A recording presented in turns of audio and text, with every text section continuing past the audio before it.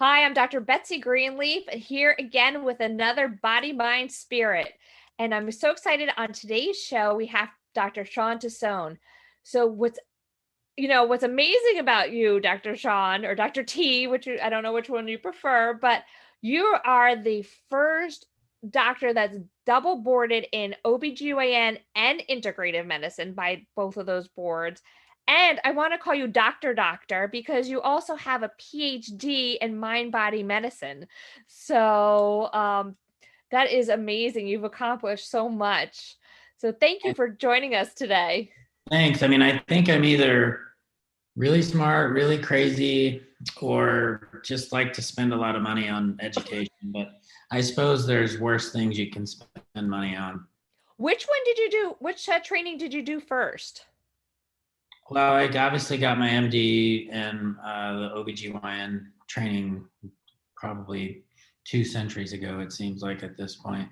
And then I practiced for probably 8 years. And the whole integrative mind body part came when I was pretty early into my practice, and my mom was diagnosed with ovarian cancer about 24 years ago. And what I found was through that journey with her, which was about 4 to 5 years, I knew all the stuff. I knew the chemo and the surgeries and all that. But what I found was that I'm an only child, and I couldn't help my mom feel better, not like cure her, but I couldn't help her. Like, she'd call the day after chemo and she'd feel great because of all the steroids they give you. And then the next day she would call me crying because of the pain of the joints and all. And I had absolutely nothing I could do. And then she passed away about 4 years later. And that really kind of started my whole, that's kind of a personal journey that just sort of bled into my practice, because when you learn all of the integrative things and you learn all the stuff you don't know, and then in the integrative medicine training I got, there was an aspect of spirituality that was brought up and healing. And I just found that totally fascinating. So that led me to the whole 6 year journey into the PhD. I actually am really curious to find out about, I'm sure you can't summarize the 6 years of training in a few sentences, but what did you learn out of that training on the spirituality? Because that's an area that, right, when in medicine, we get kind of so stuck in like the body that we don't address the other aspects. Well, I think it's probably not a surprise to many of the people that are watching or listening is that we don't know very much about healing, really. We can, and there's a place for everybody at the table. But what I learned, because I traveled to different continents, and I went to South America and trained and worked with indigenous healers. And what I found is that there's a lot of stuff that goes on that's just outside of our knowledge. Call it energy, call it spirit, whatever you want. We know spontaneous healings occur. We know people get better watching comedy shows or whatever. But I think to see it firsthand in a setting where it's indigenous and the doctors are actually part of, or the healers are part of the community where they live, it just really, plant medicines and all of the things, and most of our medications come from plants anyways, but it's kind of breaking it down to where we were before. And what I found was fascinating is those healers actually go through very similar trainings and steps that we do. So they initially get a call to be a healer. Might have been because their father or mother was, might be because they actually had an injury, like they had epilepsy, which just, the injury itself made them want to be a healer. Then they have to do their training. They have to learn their craft. And then they kind of have a residency where they will practice with another healer for years until they're kind of able to go out on their own. So while we have a lot of similarities, I think we have forgotten that there is a huge piece to that energetic side that we just don't know a whole lot about. How have you been able to incorporate it in your practice? I think a good example for me, what I do is I surround myself in my office with, say, like there's a Buddha behind me. I'm not Buddhist, but like it reminds me that there's other things available. So I had a patient who had come in from the emergency room. Actually, they sent her to me because they didn't know what to do with her. They did the CAT scan, the ultrasound, all the stuff. They couldn't find anything wrong, but she was in excruciating pain. So they sent her over to me, and behind her, I have a little tapestry with the 7 chakras of Eastern medicine, which is basically just the energetic centers in your body that represent other things. And so it triggered me to start asking some questions about the second chakra, which is relationships. So money, personal relationships, power, stuff like that. And so I just asked her, kind of, just kind of threw it into the questioning. Has anything happened in your personal relationships of late? And she stopped crying. She was sobbing. She stopped crying immediately and said, well, my husband just told me he was having an affair.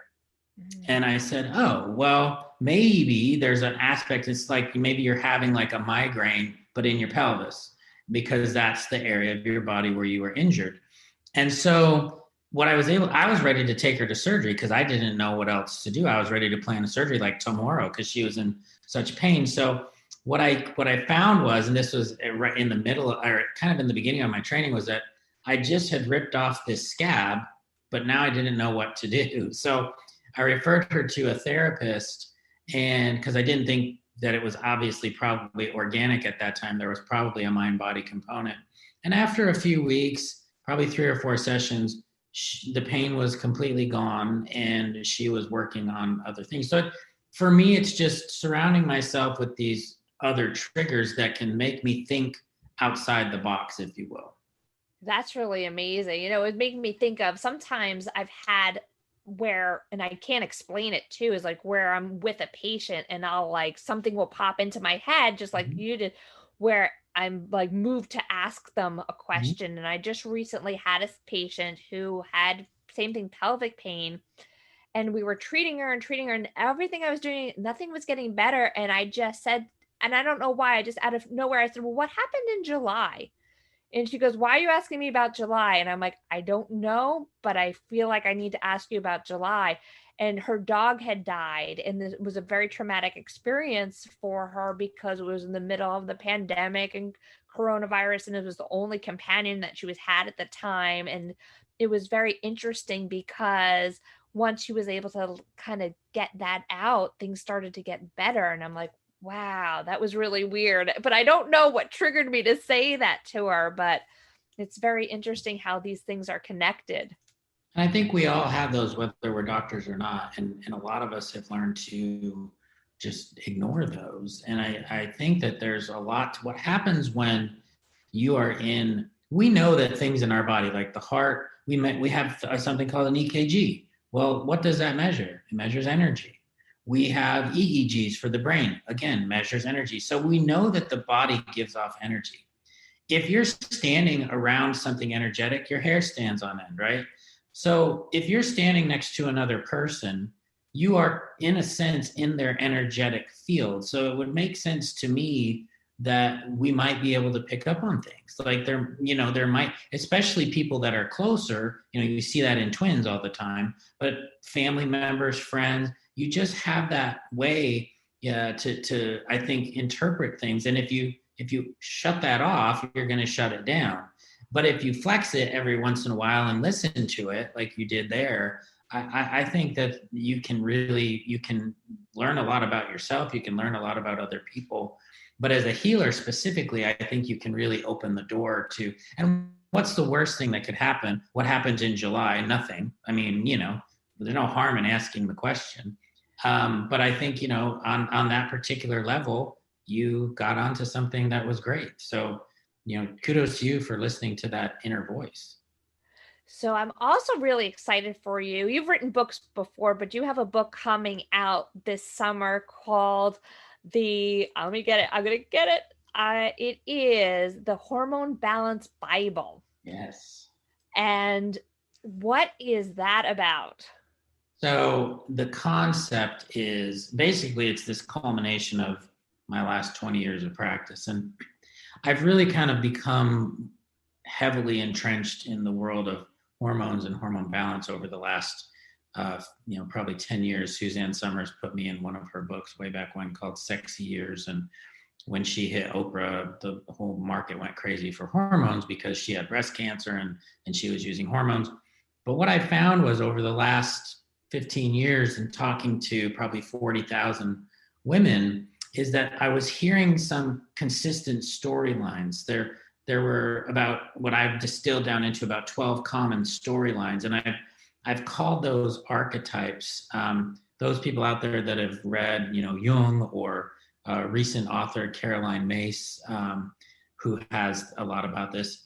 An archetype is just an overarching story or a theme. So like I have 12 different archetypes based on hormone imbalances. What I found was that a woman who was telling me a story, if I was looking at her labs, I noticed like women who are heavily estrogen or estrogen dominant were telling me the same stories. They were feeling out of control. They were very aggressive and powerful. And I started thinking, that sounds like a queen. Estrogen is female. Queens are the most powerful females around. And so what I would do is I would start talking to these women in the language of these archetypes: the queen, the nun, the unbalanced heroine, overachiever, the underdog. And I've got 12 of those. And from that, I devised a quiz that I have on my website that actually will, by the way you answer the questions, just energetically give you my guess as to what's going on. Obviously, nothing substitutes for good labs. And from that, I've had like 30,000 women now take the quiz. And I came up with a 6-step process for each of those 12 to balance them out. And it's called SHINES, which is an acronym for each of those 12 has a spiritual practice. They all have an H, which is the hormonal modulation piece. The I is what's called infoceuticals. I'm not sure if you're friends with Harry Massey, but there's a concept where Harry imbues water with the energetic aspects of like acupuncture points, but it also means like essential oils and Reiki and healing touch and all of those modalities. Nutrition is the N, exercise is the E, and then the last S is supplementation. So out of those 6 steps, really only one of them do you need a physician, is the hormones. The rest of it, it's all self-care. And I guess the point that I would have is, 80% of what you can do it on your own. But the book is all 12 of those archetypes. I talk about testing, so urine, blood, saliva, talk about each of the hormones and what they do. And it's kind of I call it the Bible because much to my publisher, HarperCollins, much to their dismay, it's going to be around 500 pages because it's just a lot of information. That's great. Oh, can't wait to hear more about it, but we're going to take a commercial break.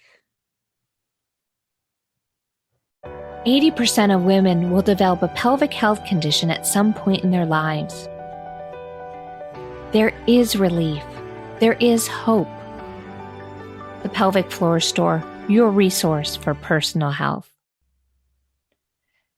And we're back here talking with Dr. Shawn Tassone. Thank you so much. Now, so you were going over these different types of archetypes for women and their hormones that are in your book.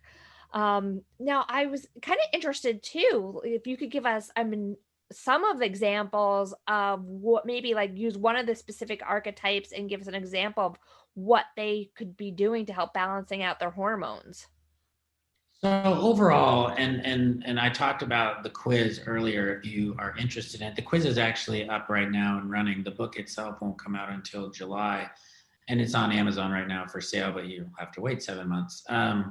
The quiz itself is at TassoneMD, so it's TASSONEMD.com/quiz, and it will give you your archetype. Now, overall, each of those archetypes, like I talked about, has its own process. So let's take, for instance, the queen, because that's the one I mentioned, which tends to be women that have too much estrogen in their systems, which can cause headaches, breast tenderness, irregular, heavy periods, fibroids, endometriosis, pelvic pain. I call it jokingly the big bag of hurt, because usually those women just don't feel good. Water retention, weight gain, things like that. So let's look at the spiritual aspects of that. When I say spirituality, and not to be lost on this audience, but for some people, they get maybe turned off by that because they immediately clue in with religion. And spirituality is more just a practice. And that could be something like, for queens, there's two types of queens. There's good queens that are benevolent and loving, and then there's the off with your head type. So a good queen is going to be a woman that has lots of support, right? Lots of advisors, lots of people that help her. So for the queen, a spiritual practice that I talk about in the book is getting back in touch with your group of women, getting in touch with your group of support, other women that aren't negative, that can support you and help you, maybe even if it's going out to the movies or something. So really, connecting with that maternal, that female archetype. Hormonal modulation, especially for a queen, is going to be probably raising progesterone levels to offset the excess estrogen, because in order to bring down estrogen, that's going to be more dietary, and we'll talk about that in a second. Infoceuticals, or the energetic aspects, is a little bit more confusing, but I do talk about certain things like acupuncture is a good treatment for that. Clary sage, or some of the essential oil blends that you can find, can help with that. And we talk about, whether diffusing them or putting them in water to help is also an option. Nutrition wise, women that are estrogen dominant queens, we want them to not get more estrogen. So they want to make sure that they're not getting foreign materials like bisphosphonates and plastics and things like that, which can actually have an estrogenic component. We also want to make sure that they're not consuming too much soy.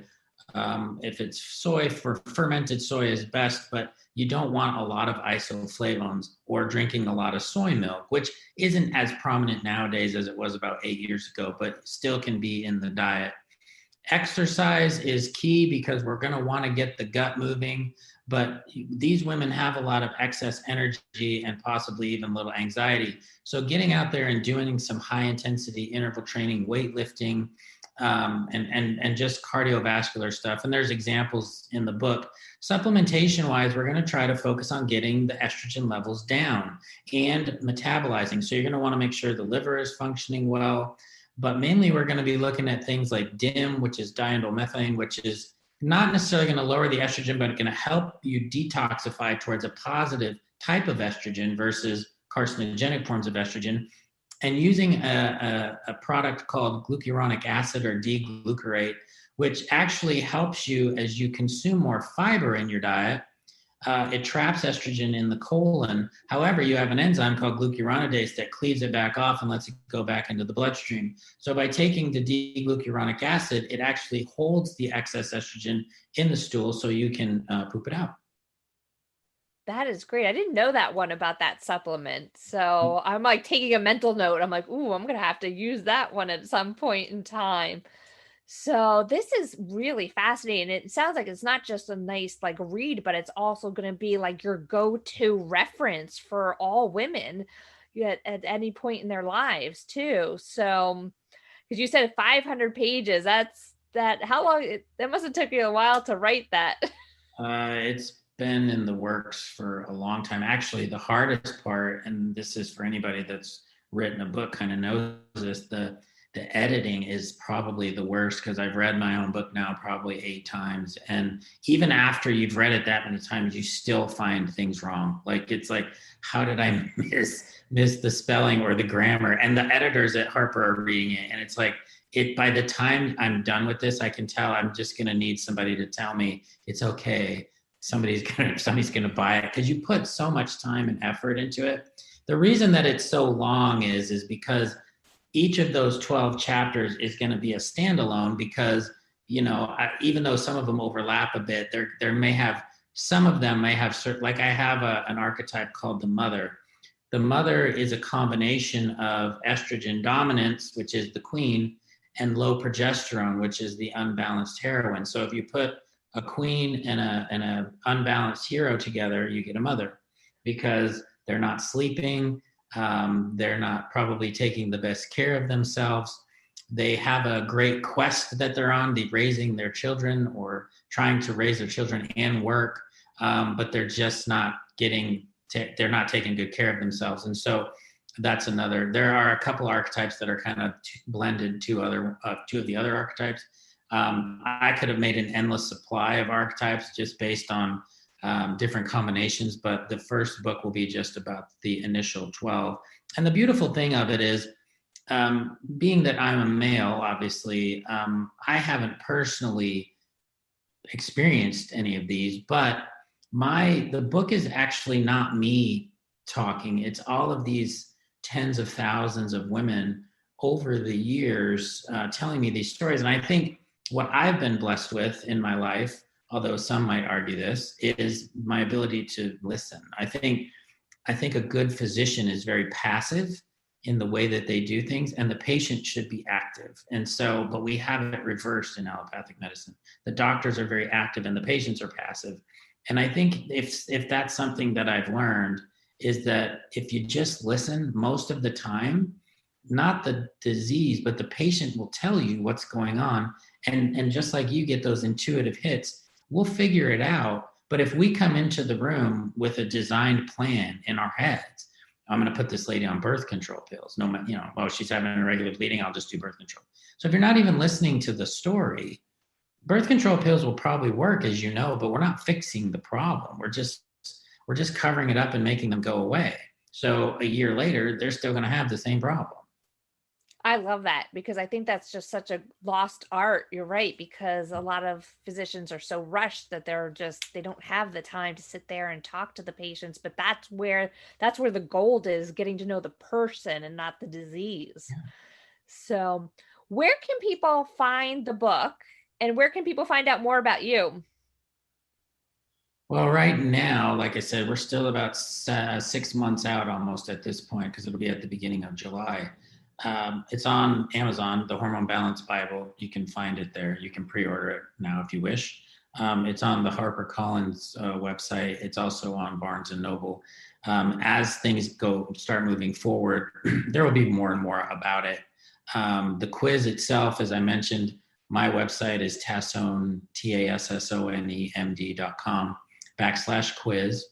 And the wonderful thing too right now for me is that because we're in the blessing of COVID for me has been, because of relaxed rules on telemedicine, I can actually see women across the country and because I'm already, United and Cigna and Aetna, I already take those plans. I've been able to see women in different states that haven't been able to get to see me because I take their insurance. And the beautiful piece about that is that they don't have to pay $500. Nothing wrong with that, but at least right now, I've decided through COVID that I'm going to keep taking insurance. Maybe in the summer I'll stop doing that, but right now, if women are having problems, I order blood, I could do urine testing, we have a consult on the phone, and we come up with a plan, and it's been working really well. That's amazing. I actually can't wait to go and take your quiz, because I'm curious to see what I fall under. Yeah. So people can go find you on your website, find out information about the quiz. Also, I would like to just remind our viewers that if you like this programming, you can go to wytv7.org and feel free to donate so we can keep bringing great programming to you like this. Also, for people, if we want to find out more information about myself, you can follow me at go to my website at drbetsygreenleaf.com and follow me on social media. Dr. Tassone, are you on social media too for people to follow? Yes. So I'm on Instagram, Sean Tassone, MD, SHAWNTASSONEMD. And then the same name on Facebook. If you type it in, it would be, I also use the moniker of America's Holistic Gynecologist. So, because I talk about a lot of things from supplements to meditation. And I'm also kind of a different characters, so I'll have some funny stuff on there. I'll usually every Sunday I'll do some Insta stories that might be what kind of coffee I'm drinking. And my kids are crazy. I have 4, even though they're older, they're all slightly crazy, as most kids are, and even when they're 27. And so sometimes, and I just am very personal. I just let people into my life and I share, and it's fun. I enjoy it. Thank you so much. This has been really amazing. And I'm actually looking forward to getting the book because I think I'm going to be using this book not only for myself, but I think it's going to be a great reference as a physician for my Thank you. patients to be able to be like, hey, listen, get this book and we can figure out how to, balance out your hormones. There's a So lot of stories in the book, which is the other piece is, and I think that the power, because this is why I did it in the first place, the power of the book comes from the stories. And so I think what happens is when you read the other story, when you read the story of the underdog or hypothyroidism, or you read the story of hyperthyroidism or the overachiever, you'll connect with that woman because that one woman's story is a conglomerate of thousands of women. So it's really pretty powerful. and it's nice to know that when you look at those stories that you're not alone and there's other people that have gone through this and then there's help. So Exactly. great. Thank you once again for being with us today. Thanks.